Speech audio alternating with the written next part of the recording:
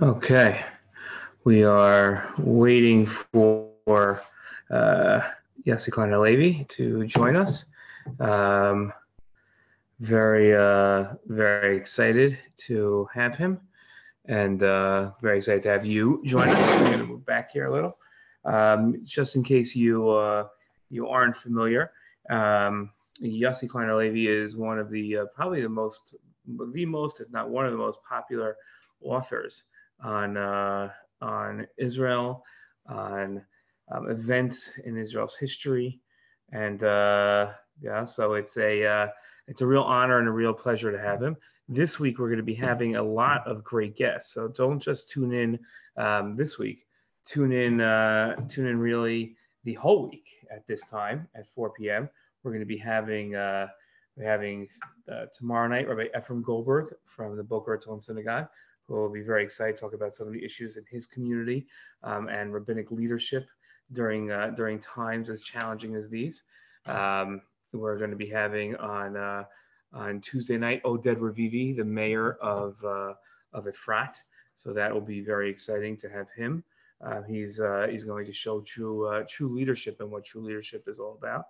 Wednesday night we'll be having Rabbi Jason Weiner, who is I like to call him a young rabbi because he's younger than me, but he's really not one of these. He's a pretty experienced rabbi. He's the head of Cedar Sinai, which is the chaplain, I should say, head chaplain, head rabbi of Cedar Sinai. So that's pretty exciting. And on Thursday night, a fascinating story, which unfortunately, because of coronavirus, didn't really get covered as much as it should have. Coach Elliot Steinmetz, the head of YU, Yeshiva University's basketball team, which had its greatest season ever, and unfortunately cut short because of coronavirus. They had made the Division III NCAA's Sweet 16, which is something that I think you could have bet all the money in the world and you wouldn't have gotten there. And he'll be on Thursday night to talk about some of the challenges of coaching under such great disappointment of winning, but not being able to show just how great you are. So it's a packed week, a really packed week. I'm gonna try something. If you have questions, for during this broadcast, so that you could definitely go ahead and send them in. Hopefully this should work. That I should be able to see the comments in real time. There might be a couple seconds delay. I do have questions prepared for Yossi Klein Halevi, which I'm excited to show and to ask him the questions I prepared. But if you have questions, then that'll definitely be great to have. So we're excited. One of the things that I love about and that I want to discuss with Yossi, first of all, he's the most humble and modest person that you will meet.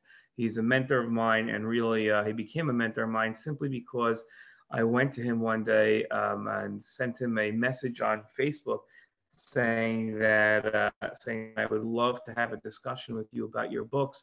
They were so inspiring to me, and I would love to speak to you about them. And he readily accepted a meeting that took away from his time that he got nothing out of, just to talk to another person who was interested in his books. And he's consistently made time for me on a personal level just to talk about things. And he's just a really unique and modest and humble person, but also incredibly positive. Just a very positive person. And for all the things that he writes about, there's not necessarily there's so much to be positive about. There's a lot of, he could become a very pessimistic and a negative person, and he's not at all. So that's a pleasure. And he's joining us now, so we can stop talking about him and talk to him. So yes, we started the broadcast a few minutes before, so we could give everybody an introduction into who you are, sort of, and why I enjoy having you as a mentor and as a friend so much. But it's a real pleasure to have somebody on that of your stature and of your knowledge, expertise on the area. And ironically enough, we're actually probably only about a 10-minute drive from each other right now. but we are we're worlds away, as we say. So it's a pleasure to have you. It's good to be with you, Uri. Thank you. Thank you. I like to start my show every time with making a bracha and offering everybody a chance to say amen. So I'm gonna make a shahak on my cup of coffee and give everybody a chance to make a bracha. Bracha to say amen. Bracha atah Adonai Eloheinu melech haolam shehakol nהיה b'dvaro. Amen. If I could start off, and we spoke a little before you got on about your background and the many things that you're involved in, but we talked about your expertise, and one of the things I focused on is how positive you are and how many unique and innovative projects that you seem to start and head off and really take to fruition in the hopes of a more positive world. Could you tell us a little bit about your background and the current projects and jobs that you're involved in? So hi, everyone listening.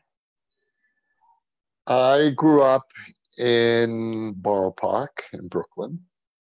Maybe you heard of it, Uri. Maybe you've even visited there once or twice. I was born as well there. Oh, were you? Really? Flatbush more. Not exactly, but Borough Park has a special place in the kingdom of heaven.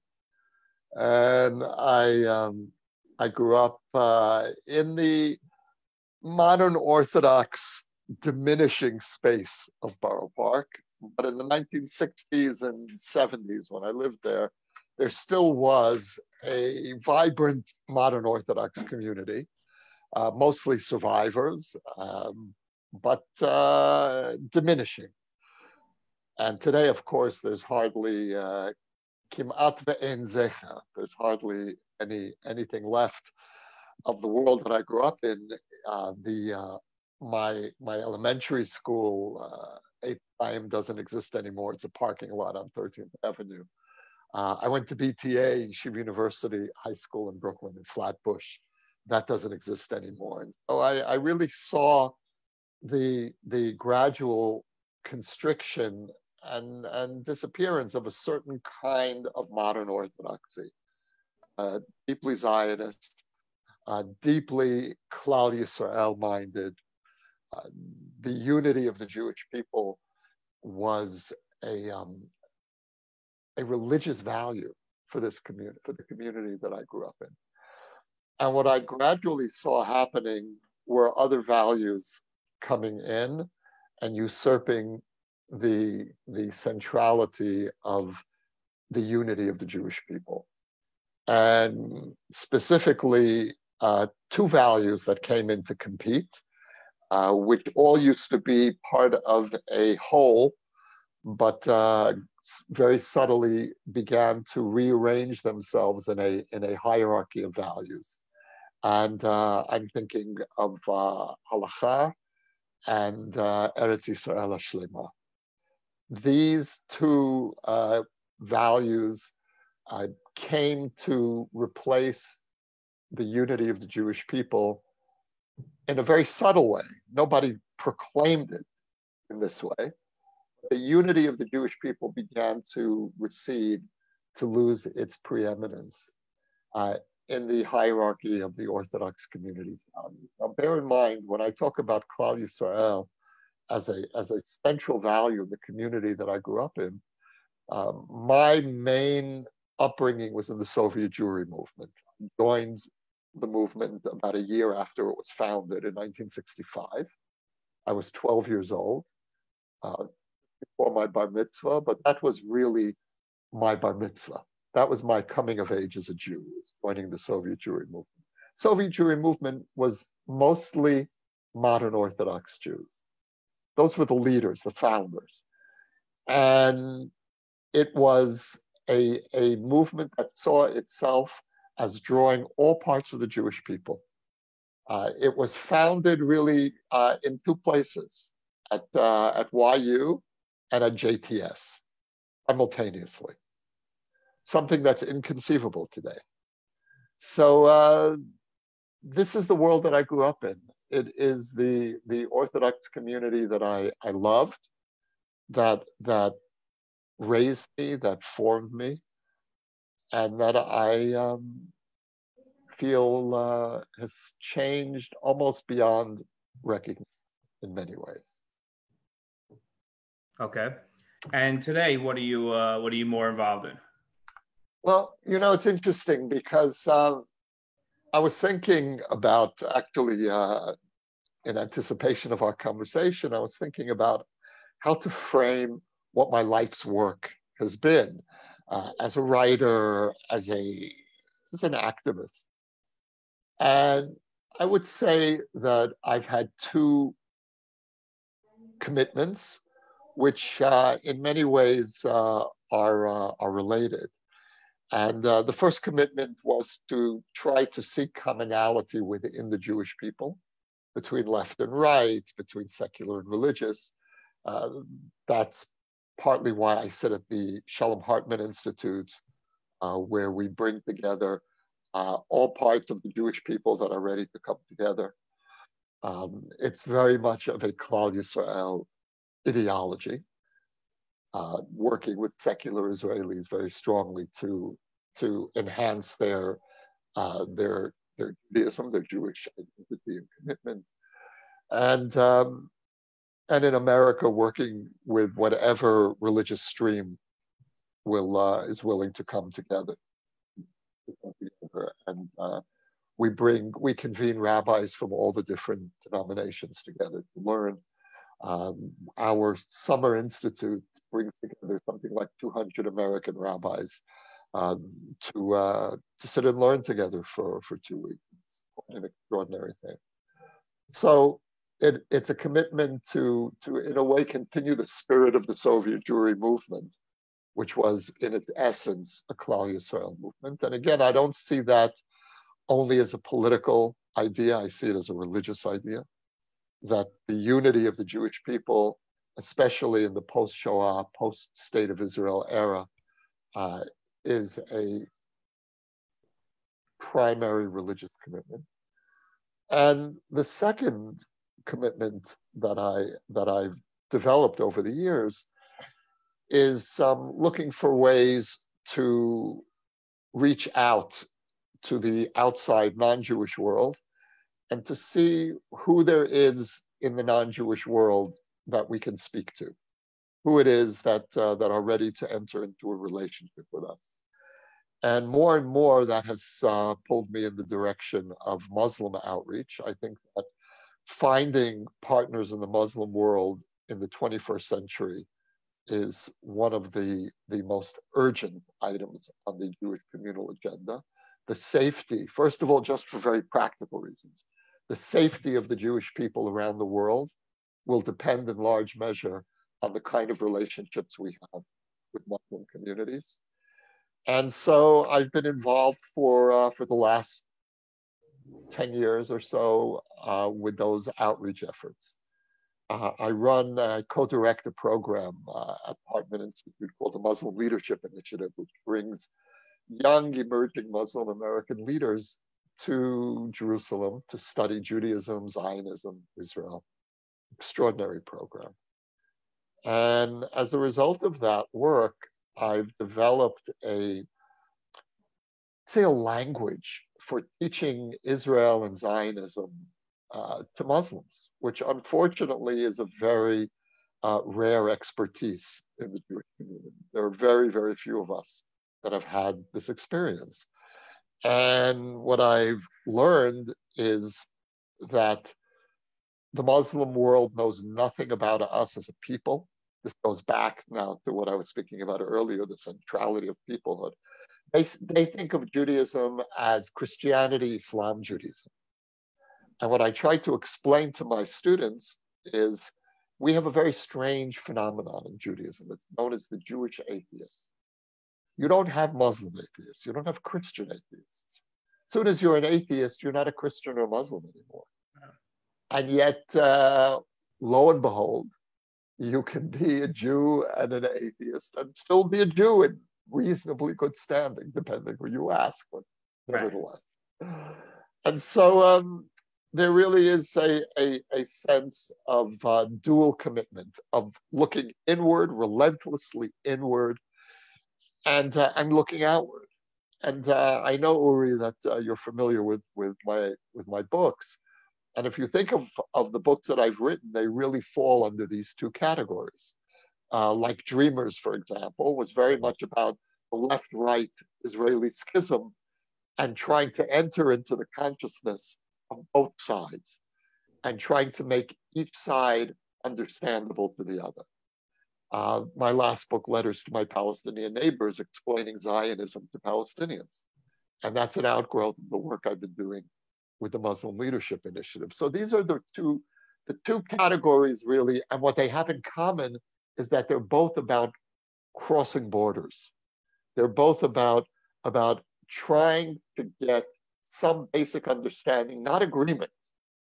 Left and right are not going to agree in our own internal debates. The liberal denominations in the Orthodox community are not going to agree, but there needs to be some space for conversation. And I've tried to take that same commitment outward in a search for conversation partners, specifically in the Muslim world. It's a long answer to a short question. But it's very informative, so I appreciate it. Thank you very much. You have a unique ability to speak passionately and dig deep down into our feelings about Israel. How are you able to articulate both our and your feelings so well? Well, thank you, first of all. I mean, like many of us, this is what I think about probably most of my time.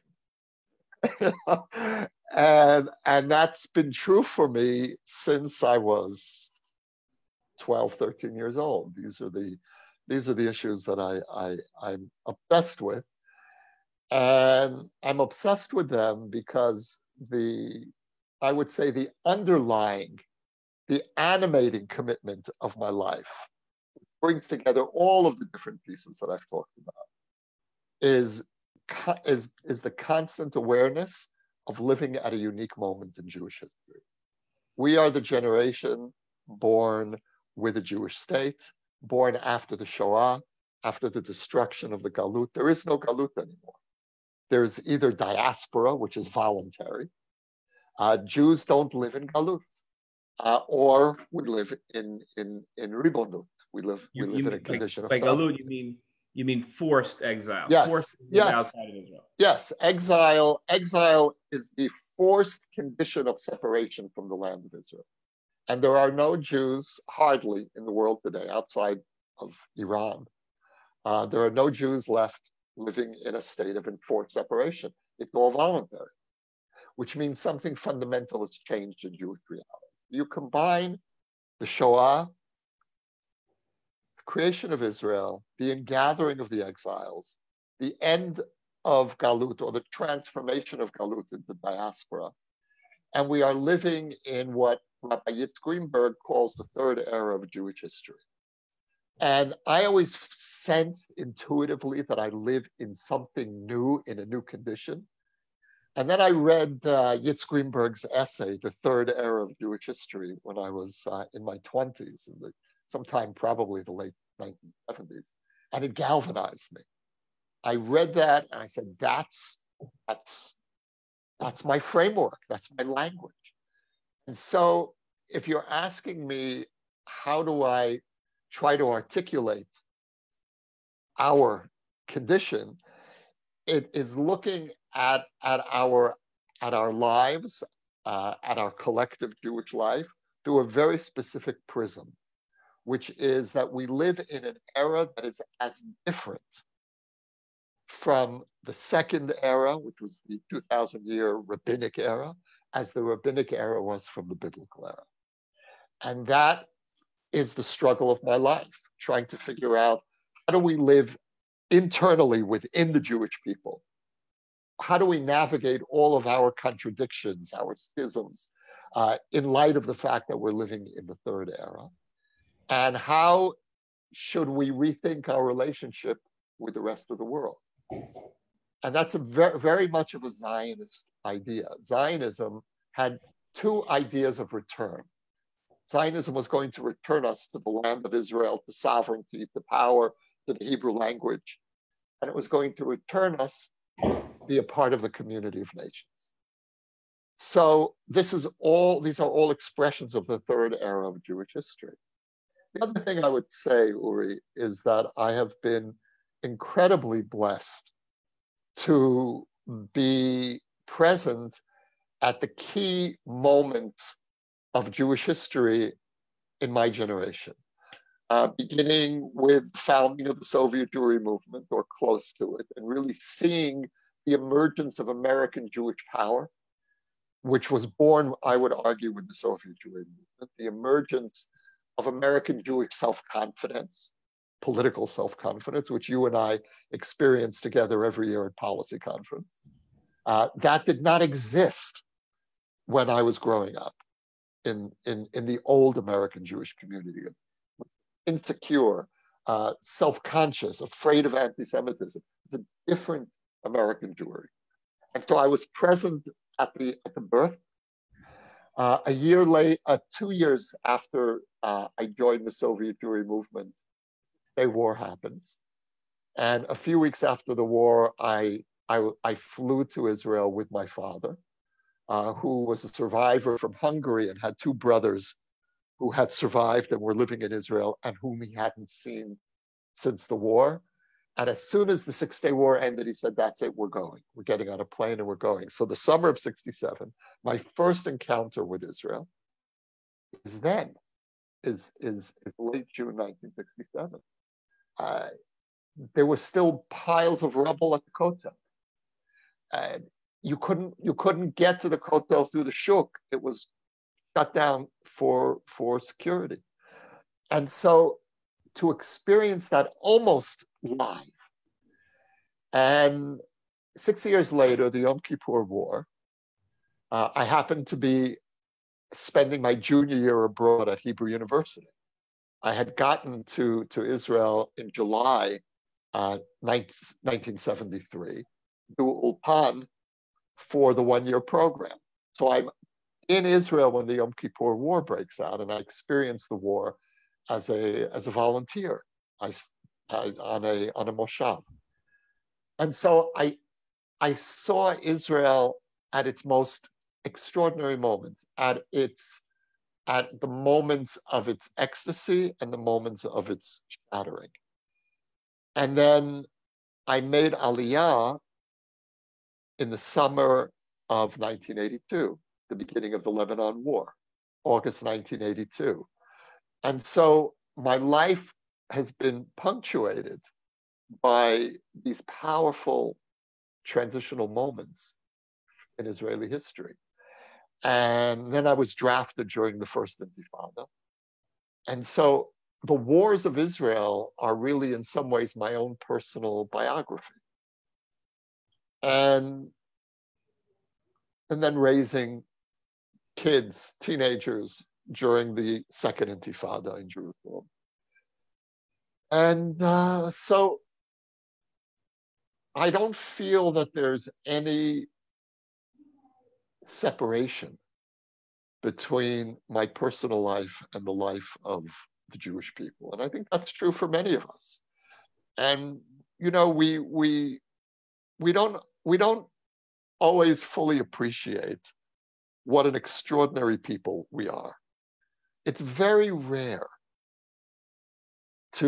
for any people to have so many passionately involved members who take so personally the challenges, the joys, the suffering of their people, who feel in a way that they are extensions of their people. There are many of us who feel this in the Jewish.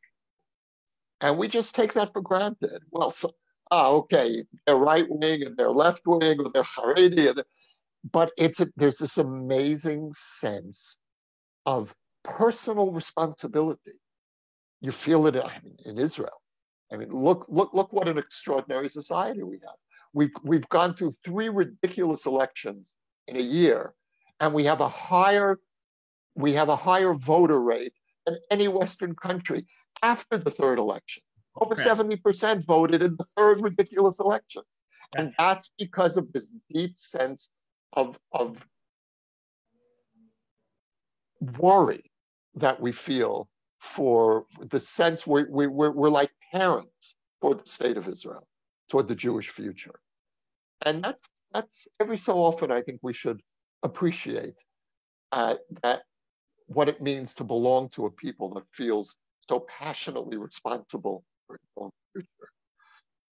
That's also the source of our problems, because there are so many of us who feel so strongly, who feel we have so much at stake in how these issues are resolved, that it becomes life and death. Our debates turn into life and death issues, and that's why they're often so bitter. So I would say that, again, to go back to your first question, because I'm not sure honestly how to answer your second question. But your first question, really, my commitment is trying to find that center, that's the center of gravity of the Jewish people, to keep us from tearing ourselves apart. Because what makes us a great people, the fact that there are so many of us who feel this personal sense of investment in the Jewish future, is also what makes us a very vulnerable people. We're fragile. We can very easily tear ourselves apart precisely because we care so deeply about it. Yeah. So I want to follow up on something that you said earlier in your answer to the second question, and combine a lot of the themes that you've been talking about. You mentioned the fact that the Galut is essentially over. That that anybody that's not in Eretz Yisrael is in Eretz Yisrael by choice, not by being forced, except for a few exceptions around the world. So I think that's a very much an approach to the diaspora that's very much Eretz Yisrael centered. That those of us that are here that made the jump from Chutz La'aretz to make Aliyah feel that way. But I think that many Jews in America feel that while and around the world, while they're not being forced by any government to stay where they are, or any government to stay out of Eretz Yisrael, circumstance and situation definitely force them to not be able to make Aliyah. How would you, and I think that might also lend to a lot of the divide between American Jewry and Israeli Jewry that we're seeing now. How would you address somebody who would take that approach? First of all, I don't believe that every Jew must live in Israel or even should live in Israel. We are an Am Olam. And Am Olam has two meanings. It means, on the one hand, Am HaNetzach, the eternal people. On the other hand, it means we are a worldly people. We are a people of the world. And we are blessed to be a people, again, with our center. And there is no doubt in my mind that the state of Israel is the center point of Jewish life. But I celebrate, genuinely celebrate, not tolerate. I celebrate thriving Jewish life anywhere in the world. It enriches the Jewish people, especially in an age of globalization, in an age where the whole world, in some sense, is becoming telepathic. I mean, look what we're going through now with Corona, where we have never experienced, certainly not in our lifetimes, an event that is being simultaneously experienced with the same emotions, the same intensity all around the world.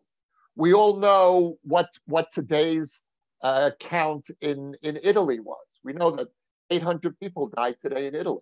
We know that in China for the last few days there haven't been any. We're all wondering what's really happening in Iran. What are the real numbers? Think about what that means in terms of our global consciousness. It is messianic, to put it in a classical Jewish context. This is an expression of what it means to be living in a kind of messianic time. And so the fact that we have shluchot, branches of the Jewish people in different parts of the world, is only litiferet Am Yisrael. It's really for the glory and the enhancement of the Jewish people. Provided, and this is a very big provided, that diaspora communities maintain their deep organic connection with the state of Israel. If diaspora Jews start breaking away from Israel, start losing their love and connection for Israel, I believe that they are putting their Jewish future in existential jeopardy. Okay.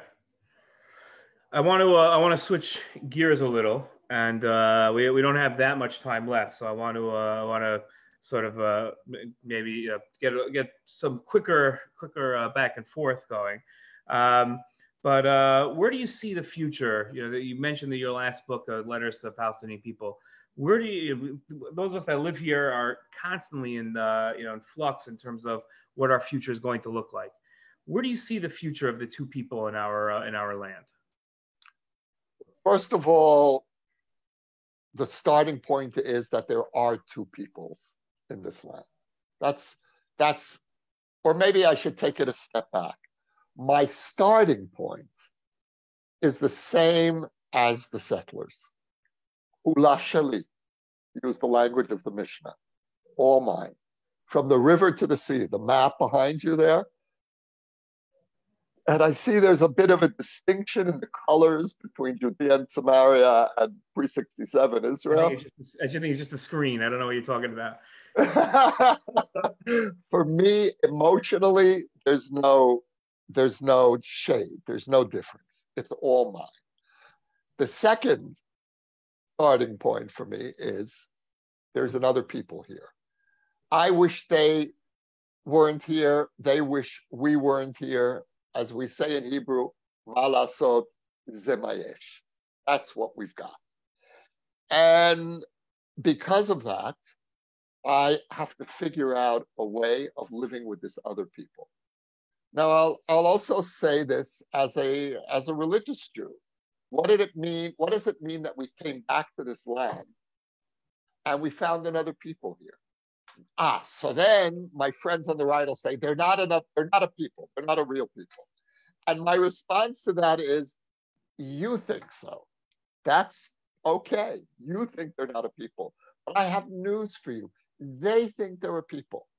That many of them think we're not a people. And my response to both of these people deniers is that the definition of a people is up to the people itself. You Palestinians don't know me better than I know myself. I know I'm a people, and therefore I am a people. And if you define yourself as a people, even if you weren't a people 100 years ago when we started coming back here, and they weren't, but they certainly are now. And that's what I experience when I meet with Palestinians. So we have to figure out some way of living together in this land and not destroying each other. Do I trust the Palestinian leadership to make peace? Of course not. Do I believe peace is possible anytime soon? No. On the other hand, there are very interesting developments happening in the wider region outside of the Palestinian community. And that is that the fear of Iran is bringing us for the first time into a strategic relationship with Iran, with the Gulf states, even with Egypt, Jordan, not so much. And that creates opportunities. And I could see the possibility where we will eventually come to a point where there will be a regional arrangement and Israel will make peace with the Arab world. And in exchange for normalization with the Arab world, we will create some kind of Palestinian state. But let me just say one last thing about this, Uri, and that is the Trump plan. The Trump plan should be a wake-up call for the Israeli right. Because here you have a president who's the most pro-right-wing, pro-settler, pro-BD president in the history of the American-Israeli relationship. And even this guy comes up with a plan that calls for a two-state solution, diminished territorially, But if you paid attention, and I'm sure you did, to how vociferously opposed most of the settlement leaders were, not all, but most. I see you're having the mayor of Efrat coming on. I believe he supported the Trump plan. He supported, right. Okay. Most of his colleagues vehemently opposed. And they said, look, you know, the Trump plan, it's true, leaves the settlements in place, but many of the settlements will be islands in a Palestinian state and won't be able to expand. And that should be a wake-up call for the Israeli right, which is that the notion of two states has become so deeply embedded in the international community that even Trump has adopted it. And, you know, David Friedman, the ambassador, who is certainly as passionate a friend of the settlement movement as anyone who has ever been in that position before, maybe compared even, I would say, to many American rabbis. I think he falls way to the right of many people here in Mitzvah Yericho. Yes. He said when the Trump plan was released, and he said this as far as I know in behind closed doors, but he said, how can people oppose the Trump plan? Don't they want to preserve a Jewish majority state? So this thinking has penetrated very deeply. And we have to make a distinction between whether a Palestinian state is something that we need, and I believe we do need it in order to preserve Israel as a Jewish and democratic state, and whether it's something we can do safely. And I don't believe we can, at least not anytime soon. But what that means to me is we need to keep the option open, not to foreclose the option. And hopefully, God willing, we're going to reach a situation where we're going to be able to create a peace process with the whole Middle East, with the Saudis, with the Gulf states. And you know, I think there are two kinds of Israeli right-wingers. There are those who really want peace, but don't believe that it's possible, and would be ready in principle to make a deal if they thought that peace were really possible. And then there are others who really don't want a peace agreement because they don't want to give up any part of the land of Israel. And I think that they are the minority, and that if there's ever going to be a real chance for peace, and we saw it over and over again, a strong majority of Israelis come around. We saw it when Sadat came to Jerusalem. The day before Sadat got on a plane, 80% of Israelis opposed a withdrawal from Sinai. The day afterwards, 80% supported it. We saw it at the beginning of the Oslo process, the early stages. You had a majority of Israelis supporting it. Anytime Israelis believe there's a chance, we go for it. And look, I don't know. Maybe it's over. Maybe there is no chance anymore for a two-state solution. I don't know. But I certainly believe we need to hold out the option. Okay, well, that's I really appreciate that's the time we have, and really in my life, any moment that I have with you, every minute I have is valuable, and I've learned so much during this past half hour, and I really appreciate you coming on. Just for everybody out there, and tomorrow night we have Rabbi Ephraim Goldberg, the senior rabbi of Boca Raton Synagogue, who will tell us some of the challenges, both halachic and communal, with dealing with. Send him my warm regards, please. I will do for sure. He might even be watching. So, and we'll have a special guest the entire week. Yossi Klein Halevi, thank you so very much for joining us. Really a pleasure as always. And I look forward to seeing you in person when this whole Mishugas is over. I always enjoy our time together. So thank you. Thank you very much. Have a great night. Be well.